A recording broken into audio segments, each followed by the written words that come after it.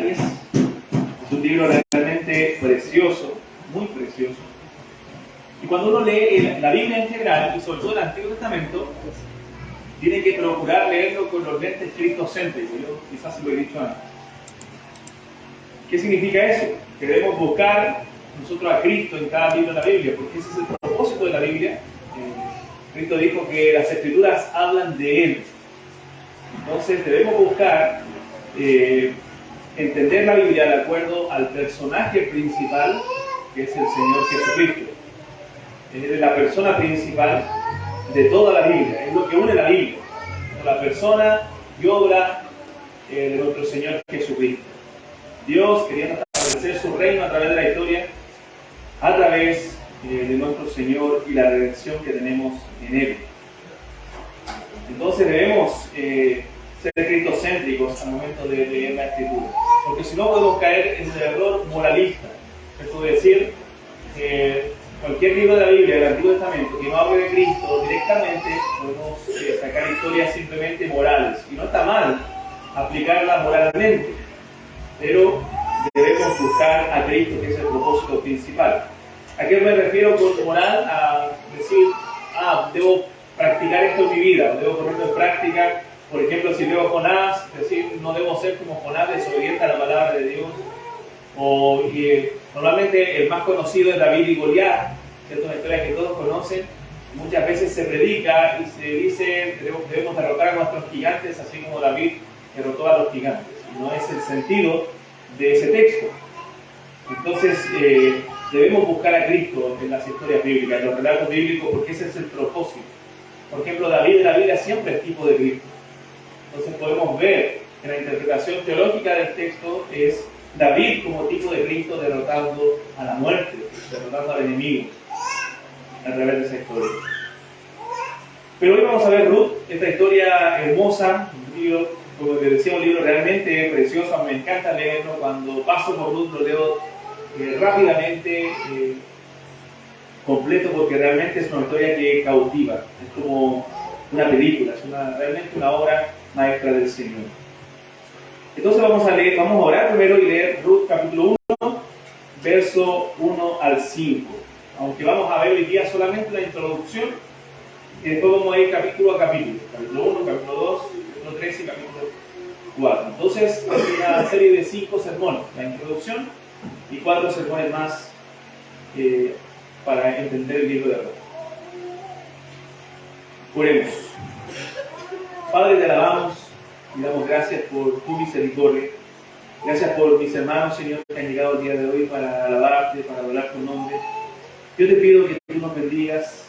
Pido, Señor, que tu gracia nos acompañe, nos dirija. Que podamos, Señor, disfrutar de este tiempo en tu palabra. Que podamos nutrirnos, Señor, a través del libro de Ruth y alabarte a ti por tu grandeza. Alabarte a ti por tu plan redentor y por tu soberanía y provisión en los momentos adversos de nuestra vida. Oh Dios, dame gracia, dame sabiduría, dame claridad para poder compartir tu palabra a los hermanos. Alabamos a ti, Dios, en el nombre de Jesús. Amén.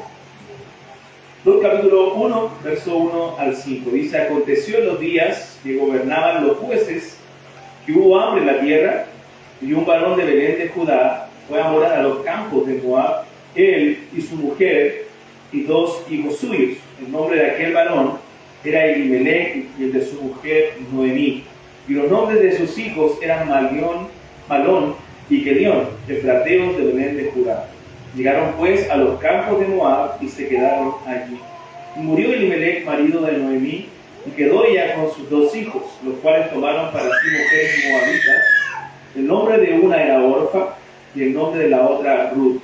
Y habitaron allí unos 10 años. Y murieron también los 2, Malón y Kelión, quedando así la mujer desamparada de sus 2 hijos y de su marido.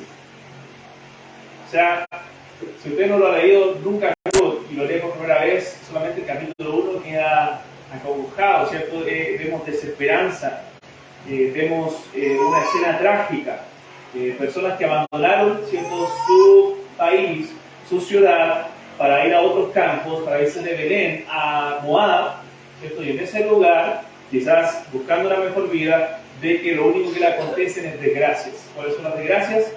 Muere el esposo de esta mujer llamada Noemí, y también mueren sus dos hijos, Malón y Gedeón. Y solamente queda ella con sus dos nueras.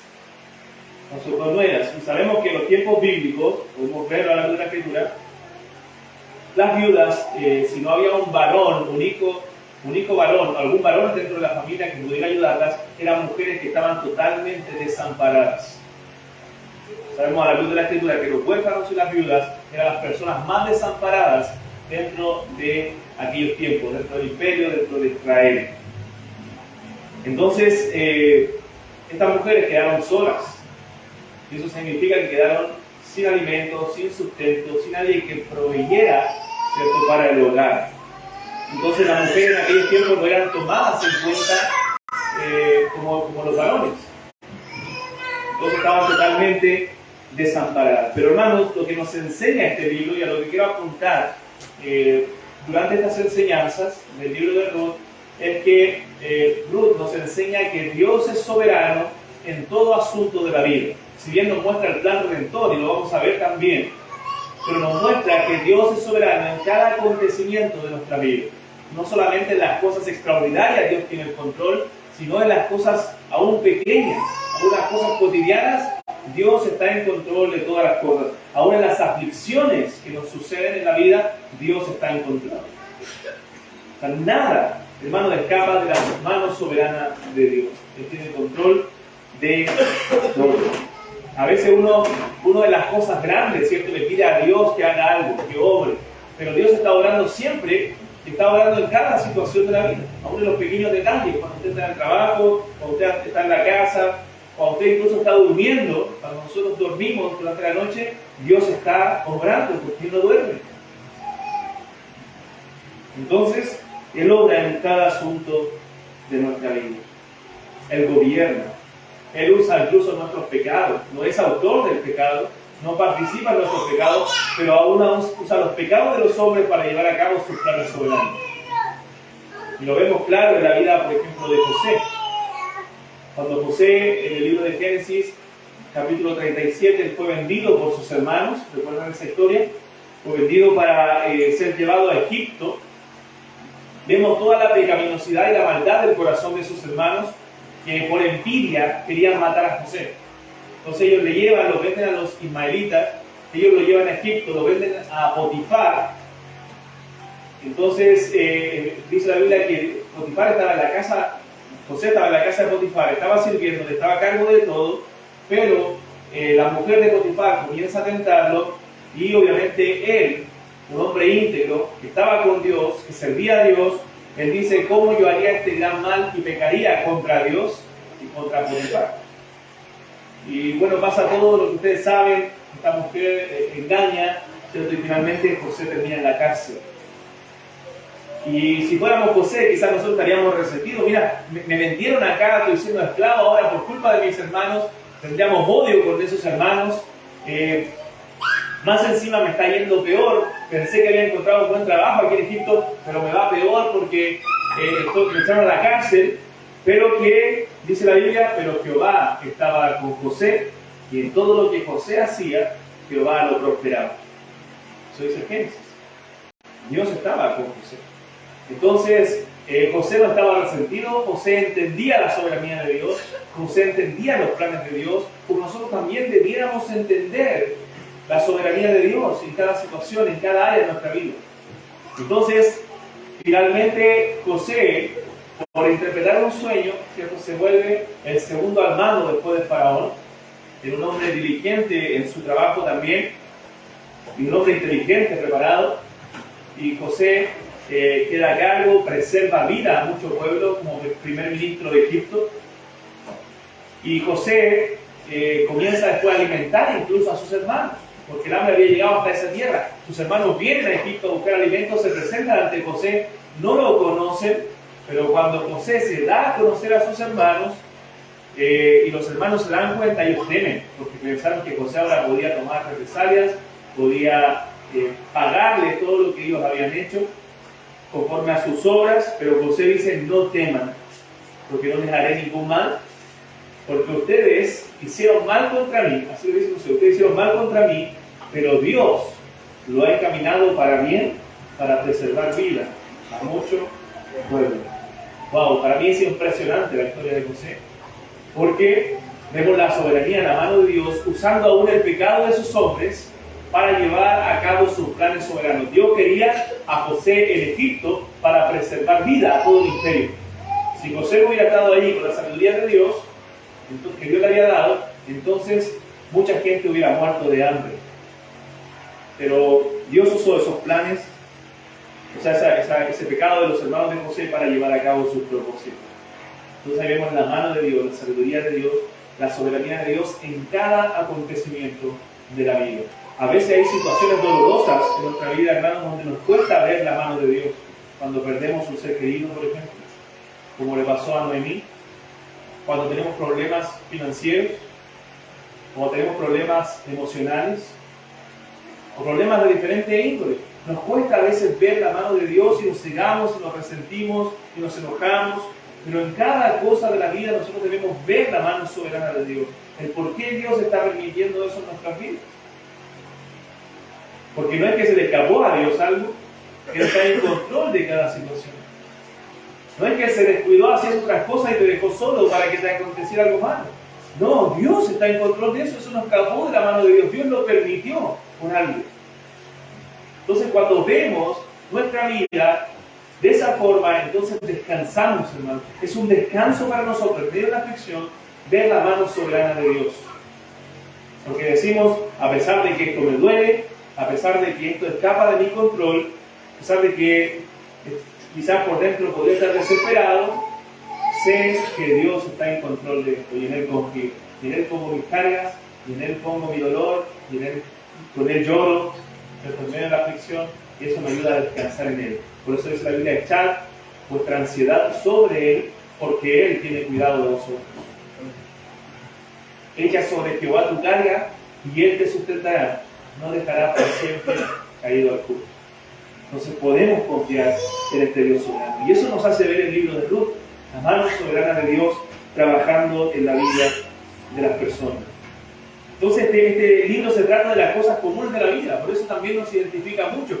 Por ejemplo, trata el hambre, estaban pasando hambre, había hambre, por eso estaban buscando la mejor vida, ¿cierto?, en otros lugares. Por eso quizás fueron a Moab, se fueron de Israel, a una tierra pagana.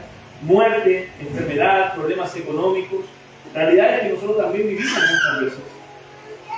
Cosas que les pasan al ser humano. Pero la Biblia enseña que Dios está detrás de estas cosas, hermanos. No olvidemos eso, Dios está detrás de todas las cosas que nos pasan. A veces nosotros le ha pasado que en muchas ocasiones no sentimos a Dios. Oramos, clamamos, leemos la Biblia y pareciera que Dios no estuviera a nuestro lado. Pareciera que nuestras oraciones no pasan el techo. Pero déjame decirte que Dios está ahí. Dios nunca nos abandona, Dios nunca deja a sus hijos. A veces emocionalmente estamos mal, a veces espiritualmente estamos secos, pero Dios está ahí gobernando. Él sigue estando al control de todo.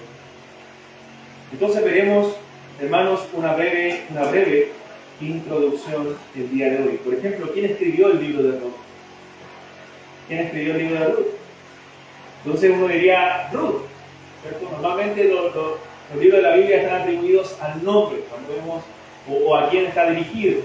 Por ejemplo, si vemos las cartas de Pablo a los Corintios, o a Timoteo, si ven a Timoteo es porque fue dirigida a Timoteo. La carta a Filemón fue dirigida a él.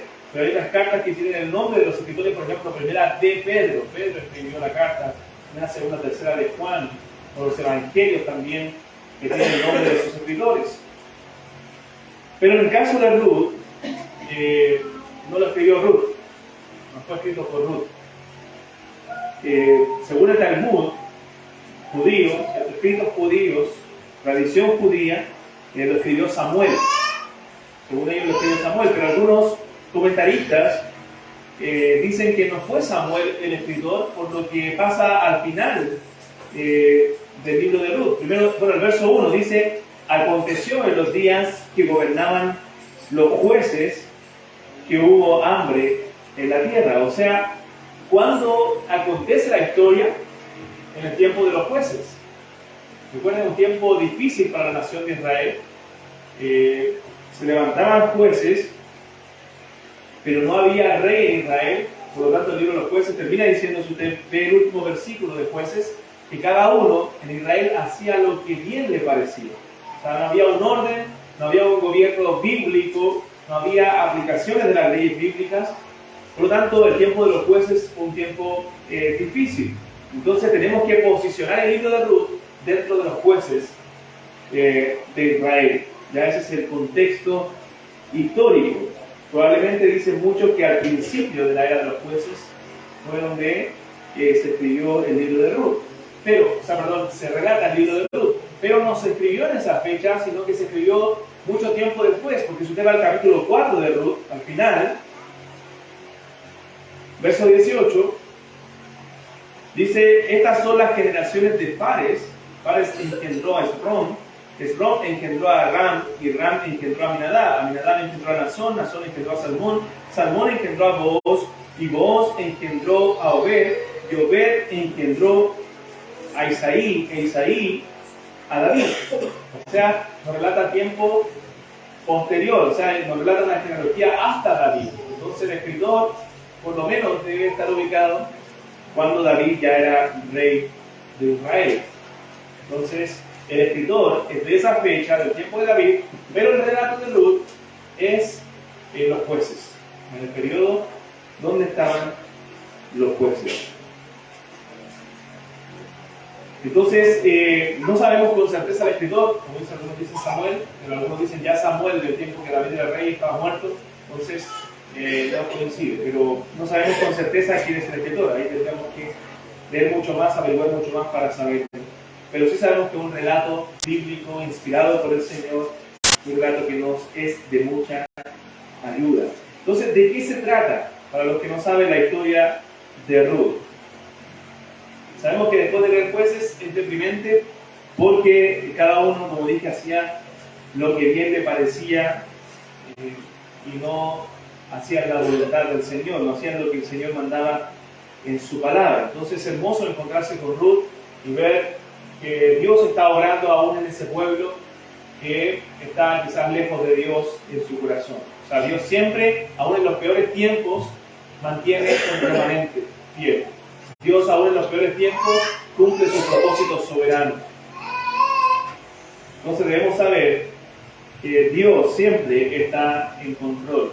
Aunque el mundo vaya en decadencia, aunque las cosas afuera se pongan peor, Dios va a seguir estando en control, Él va a seguir reinando, Él va a seguir sentado en su trono. Entonces lo que ocurre en el capítulo 1 de Ruth es que una familia se trasladó de Belén de Judá a Moab, una tierra moabita, una tierra pagana. ¿Por qué se trasladan? No lo sabemos. Quizás estaba mal la situación en Israel, como cada uno hacía lo que bien le parecía. Ellos se van a esa tierra buscando la mejor vida, buscando quizás alimentos, buscando trabajo, negociando, no lo sabemos, pero se trasladan. Estos hijos de Noemí y de Elimelech se casan con moabitas, con mujeres paganas, cosa que la Biblia prohibía. La Biblia prohibía que el pueblo de Dios se juntara, se mezclara con mujeres paganas, con mujeres de otros pueblos. ¿Qué pasa allá? Muere Elimelech y mueren estos hijos también, Malón y Querión.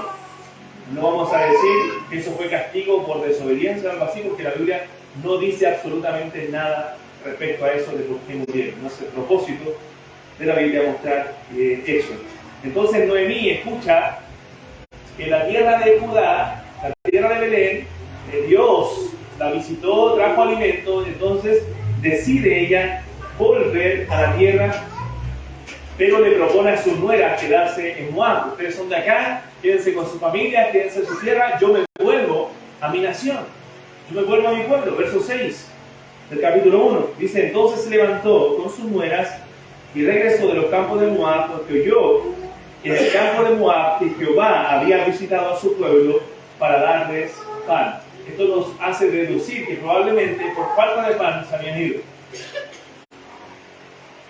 Entonces regresan porque Dios visitó ese lugar, y no es coincidencia que se mencione Belén, porque de allí saldría nuestro Salvador, el Salvador de nuestras almas.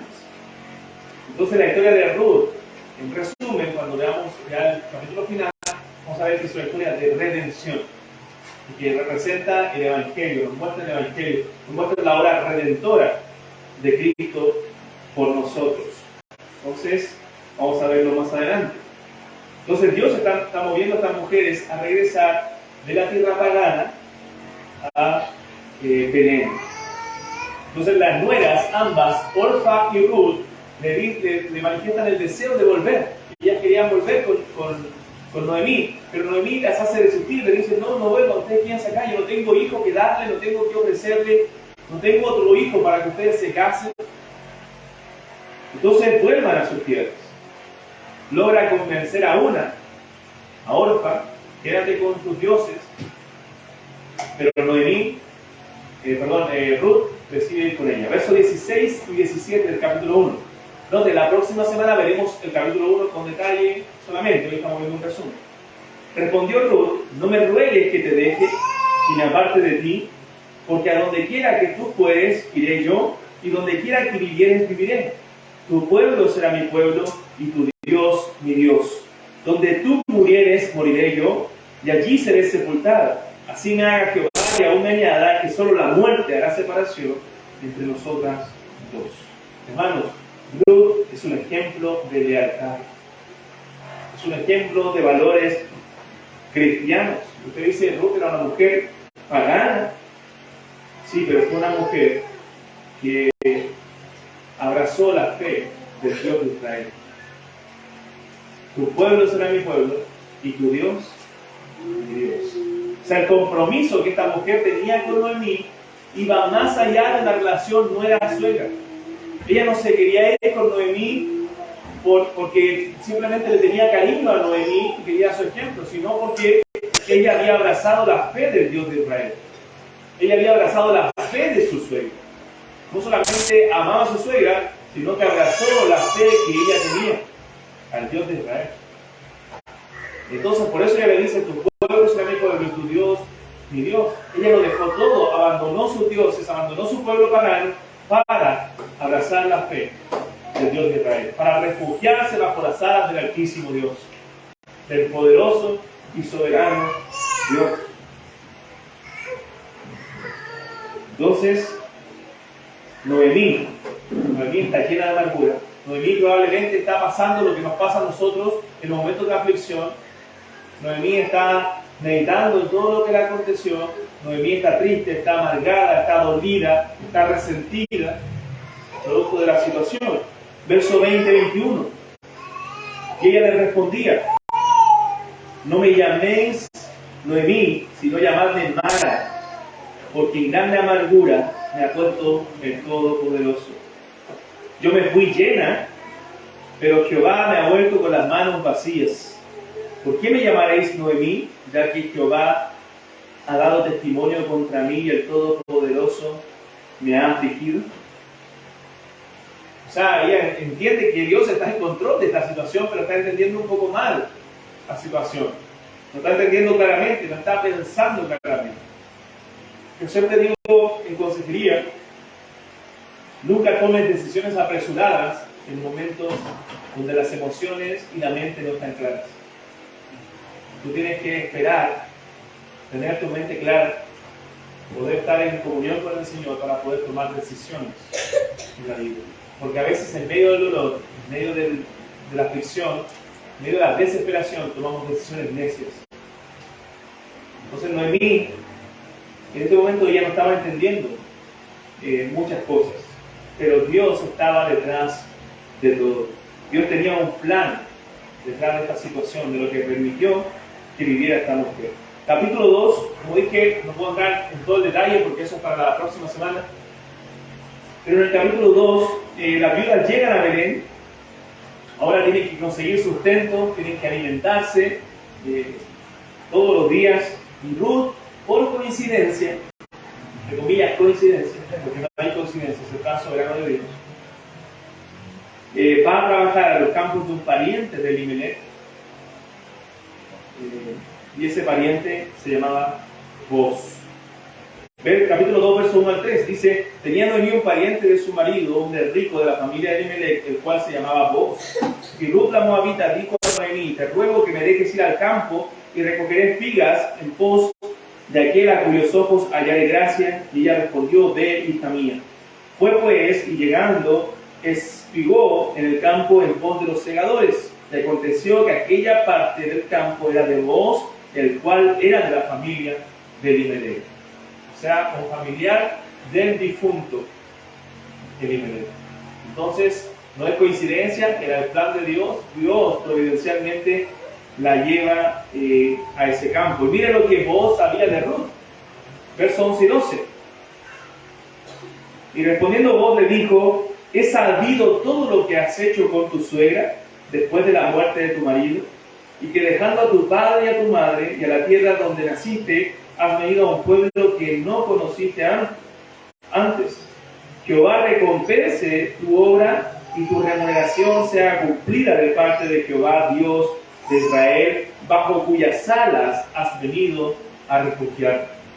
O sea, tú te refugiaste bajo las alas del Dios de Israel. Tú te apegaste a la fe del Dios de Israel. Pero él había oído todo el bien que había hecho esta mujer con su suegra. Ruth era una mujer de bien, había escuchado solamente cosas buenas de Ruth. Y ve a Ruth relacionada con Dios. No la asaste, te refugiaste bajo las alas de este Dios. Ella vino de un pueblo pagano a refugiarse bajo las alas de este gran y poderoso Dios. ¿No nos representa a nosotros Ruth? Que éramos paganos, que estábamos perdidos, y el Señor salió a nuestro encuentro y nos refugiamos bajo sus alas. O sea, Ruth es tipo de nosotros.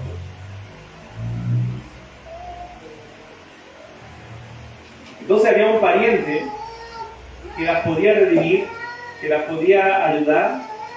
Entonces Noemí queda esperanzada, queda impresionada por lo que Dios estaba hecho. Había una ley que el familiar más cercano del pariente podía redimir a las viudas, ayudar a las viudas y casarse con la viuda en el punto de levantar descendencia en nombre del difunto.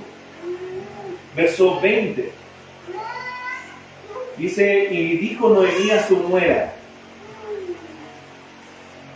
Verso 19 dice: y le dijo su suegra: ¿dónde has espigado hoy? ¿Y dónde has trabajado? Bendito sea el que te ha reconocido. Y contó ella a su suegra con quien había trabajado, y dijo: el nombre del varón con quien hoy he trabajado es Boz. Y dijo Noemí a su suegra: sea el bendito de Jehová, pues no ha rehusado a los vivos la benevolencia que tuvo para con los que han muerto. Después le dijo Noemí: nuestro pariente es aquel varón y uno de los que pueden redimirnos. O sea, vuelve la esperanza, después de estar amargada, después de estar llena de dolor. Dice: hay esperanza de que Él pueda redimirnos, Él pueda ayudarnos, Él pueda comprar las tierras. Ese que redimía podía comprar las tierras, ¿cierto?, que tenía el varón Elimelech, ¿cierto?, el padre de la familia, y podía tomar por mujer a la mujer que había quedado viuda. Entonces, es una parte de la ley. Capítulo 3 comienza Noemí un plan arriesgado para que Ruth se casara con Boz, para que Boz pudiera tomarla por su mujer y pudiera redimir. Pero Boz le dice algo: yo estoy dispuesto a hacerlo, pero hay un pariente que es más cercano que yo. Hay un solo problema: este pariente tiene el primer derecho de redimir, yo soy el segundo. Entonces, si él no quiere, recién yo puedo redimir. El fulano que aparece ahí en la Biblia. Verso 11 del capítulo 3. Verso 10 dice: y él dijo: Boz, bendita seas tú de Jehová, hija mía, me has hecho mejor tu postrera bondad que la primera, no yendo en búsqueda de los jóvenes, sean pobres o ricos. Ahora pues, no temas, hija mía, yo haré contigo lo que tú digas, pues toda la gente de mi pueblo sabe que eres mujer virtuosa. Ya Ruth tenía un testimonio en todo el pueblo. Sabían que era una mujer virtuosa. Entonces, dice, yo voy a redimir, o sea, yo voy a hacer lo que tú me digas, pero luego le dice que hay un pariente que puede redimir antes que él. Entonces, él alaba a Ruth, se muestra como un hombre también muy bondadoso. Ojo, paréntesis, la madre de este joven, este hombre ya era de edad, Booz, ¿saben quién era? Rahab, Rahab era la madre de Booz. Entonces ahí ya nos da también un tiempo para poner ahí a Booz dentro de la historia, a la historia de Ruth.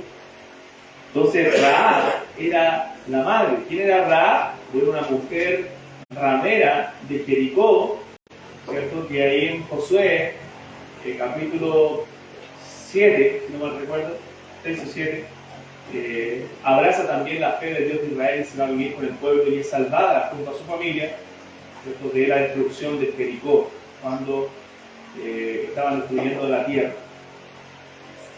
Estaban conquistando la tierra, más bien, de Canaán. Entonces, esa era la madre de este hombre, Booz. Y en el verso 18, dice, entonces Noemí dijo, espérate, hija mía, hasta que sepas cómo se resuelve el asunto, porque aquel hombre no descansará hasta que concluya el asunto hoy. O sea, conocía a Booz y sabía que Booz era determinado en hacer las cosas, entonces él iba a concluir el asunto. Capítulo 4 de Ruth. El otro pariente declina de tomar a Ruth y redimirla, fulano. Y Booz toma a Ruth en un acuerdo con el pariente y termina la historia como nosotros todos esperábamos, ¿cierto? Un final feliz, un final romántico. Se casan, dice el verso 9 del capítulo 4, verso 9, y Booz dijo a los ancianos y a todo el pueblo, vosotros sois testigos hoy de que ha adquirido por mano de Noemí todo lo que fue de Elimelech y todo lo que fue de Kelión y Malón, y que también tomo por mi mujer a Ruth la Moabita, mujer de Malón, para restaurar el nombre del difunto sobre su heredad, para que el nombre del muerto no se borre de entre sus hermanos y de la puerta de su lugar. Vosotros sois testigos hoy. Bueno, hay un asunto que el otro hombre, cuando sabe de que podía redimir y comprar el terreno, dice, ya, yo voy a redimir, porque veía un interés en comprar el otro terreno, en tener más posesiones, pero cuando le dicen que tienen que tomar a Ruth por mujer, ahí ya la cosa cambia y decide declinar, porque eso podía afectar su heredad. Entonces, Booz, en este caso, toma todo lo que es de Elimelech y de Malón y Kelión y dice, voy a levantar descendencia al difunto. Entonces, ahí termina la historia con esta boda. Dice el verso 11 del capítulo 4, y dijeron todos los del pueblo que estaban a la puerta con los ancianos, testigos somos, Jehová haga a la mujer que entra en tu casa como a Raquel y a Lea, las cuales edificaron la casa de Israel, y tú seas ilustre en Efrata y seas de renombre en Belén. O sea, le da la bendición ahí de los ancianos y pueblo para este matrimonio.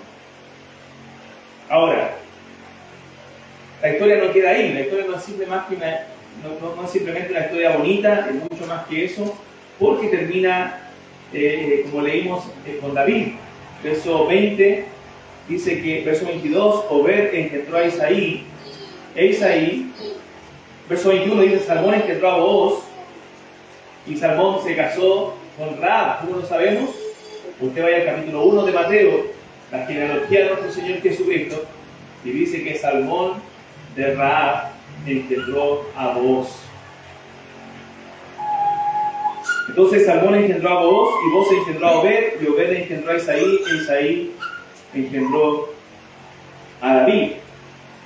Entonces viene siendo Ruth más o menos bisabuela, si no me equivoco, de David, el gran rey David. Entonces, ¿qué pasa? Que Dios, y aquí vemos a Dios obrando soberanamente, Dios hizo todo esto, movió todas estas piezas, armó el rompecabezas para unir a Ruth con Boaz y que de allí naciera el rey David y del rey David la descendencia de nuestro Señor Jesucristo. O sea, de ese hijo que nació, de esa unión entre Boaz y Ruth, viene nuestro Señor Jesucristo. ¿Se da cuenta que Dios usa todo esto para cumplir sus planes soberanos? O sea, somos piezas dentro de un gran rompecabezas que Dios está armando. Su plan redentor, sus decretos soberanos. No eres tú y yo el centro de la historia, hermano. No todo gira en torno a nosotros, sino que todo gira en torno a los planes soberanos del Creador. Él es el que está cumpliendo sus propósitos en nuestra vida. Y es por eso que debemos estar tranquilos y confiados, porque los propósitos de Dios son buenos, agradables y perfectos. Son buenos para nosotros. Dios cuida de sus hijos, pero Él, a través de los acontecimientos de la vida, lleva a cabo sus propósitos. Mire, vamos al capítulo 1 de Mateo. Mateo capítulo 1.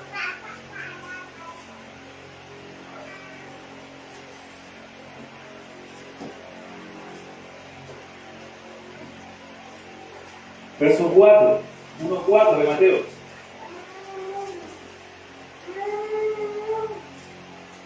Aram engendró a Aminadab, Aminadab a Naasón, y Naasón a Salmón. Salmón engendró de Rahab a Boaz, Boaz engendró de Ruth a Obed, y Obed engendró a Isaí. Isaí engendró al rey David, y el rey David engendró a Salomón, de la que fue mujer de Urías. Y verso 16, y Jacob engendró a José, marido de María, de la cual nació Jesús, llamado el Cristo. O sea, hermanos, Dios cumpliendo sus planes en la historia. Es increíble porque nosotros, lo leí esta mañana en mi devocional de Mateo, que en la genealogía se muestran algunas mujeres solamente. Lo volví a leer y me impresionaba otra vez cada vez que paso por Mateo. Me impresiono de eso. Que siempre la genealogía se mostraba por el varón. Hijo de, si usted ve ahí, Salmón, David, puros varones, Naasón. Pero se mencionan algunas mujeres ahí. Y creo que es destacable que en Mateo, producto de que se mencionan varones casi solamente. Por ejemplo, dice Judá de Tamar engendró a Fares. Vemos una historia en el capítulo 38 de Génesis que parece una historia desconectada de toda la historia de José, porque el capítulo 37 al 50 es de José en la Biblia en Génesis, pero el 38 cuenta la historia de Tamar y Judá. Que Judá tenía hijos que se habían casado con esta mujer Tamar, pero murió uno, ¿cierto? Y le dio el otro y murieron y no levantaron descendencia. Entonces murieron todos los hijos y ya le quedaba el más pequeño, pero no se le iba a dar Judá. Entonces la mujer, cortando un poco la historia, se hizo pasar por ramera. Judá andaba por esos lugares, él la tomó por mujer, ¿cierto? Y esta mujer quedó embarazada, quedó encinta. Entonces, cuando supo que Tamar había quedado embarazada, encinta, Judá la quería mandar a matar por haber hecho tal acto. Pero Judá le dijo Tamar le dijo que el que era dueño de estas prendas, ¿cierto? Era el padre del bebé. Entonces, Judá se dio cuenta que era él. No lo había reconocido en ese momento, era el papá. Entonces de ahí nace Fares y Sara, dos niños, Fares y Sara. Y ahí queda la historia y seguimos el 39 con José. Esto parecía una historia desconectada, pero si usted va a Ruth, vaya a Ruth de nuevo. Todo esto. Se menciona Tamar, Rahab, que era una ramera, se menciona la mujer que era de Urías, o sea, Betsabé, y se menciona Ruth. O sea, Rahab, mujer pagana, ramera, Ruth, mujer moabita, Tamar, una mujer que se hizo pasar por ramera. O sea, lo que nos enseña eso es que Dios usa a pecadores como nosotros para cumplir sus planes soberanos. Y los pecadores que se arrepienten son perdonados por el Señor y Dios los usa para cumplir sus planes. Ruth, capítulo 4.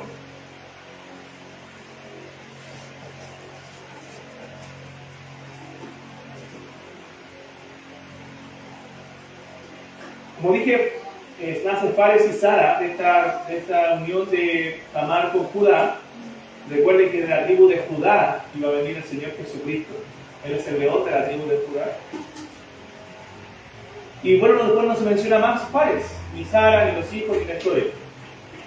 Pero en Ruth, capítulo 4, verso 12 dice: y sea tu casa como la casa de Fares, el que Tamar dio a luz a Judá por la descendencia que de esa joven te dé Jehová. O sea, se menciona ahí a Fares. Y vemos Mateo capítulo 1, dice que Judá de Tamar engendró a Fares. Y de ahí viene nuestro Señor Jesucristo. O sea, esa historia no está desconectada, aunque parece desconectada si leemos solo Génesis, esa historia viene de nuestro Señor Jesucristo. ¿Se da cuenta que la Biblia se tiene que ver con los lentes cristocéntricos? Buscando a nuestro Salvador, viendo a nuestro Señor Jesucristo. Entonces, hermanos, en Ruth también se habla de nuestro Señor Jesucristo. Eso es lo que vamos a ver, cómo esta redención muestra la obra que Jesucristo también hizo con nosotros. No vamos a dejar de ver asuntos cotidianos, de aplicarlo también en el área moral, cosas que nos enseñan acerca de nuestra vida cristiana, nuestra dependencia de Dios, la confianza en Él, la soberanía de Dios. Vamos a ver muchas cosas que nos enseña Ruth, pero finalmente también viendo en la meta narrativa de la Biblia el plan redentor, cómo Dios cumple sus propósitos y nos muestra la redención en Cristo a través del libro de Ruth. Amén. Así que vamos a dejar hasta ahí el resumen y la próxima semana comenzamos con el capítulo 1. Ponemos. Padre, te alabamos y damos gracias por este tiempo de estudio junto a los hermanos. Gracias por este precioso libro inspirado por ti que tú nos has dejado. Señor, ayúdanos a comprenderlo. Ayúdanos, Señor, a estudiarlo con los lentes de Cristo. Y que podamos, Señor, darte gloria, alabarte a través de este estudio. Y que, Señor, podamos ser edificados también. Bendice a mis hermanos, bendice la obra acá en Linares. Glorifícate, Señor, en nuestras vidas, aún en los momentos difíciles de ella. En el nombre de Jesús. Amén. Dios bendiga, hermanos.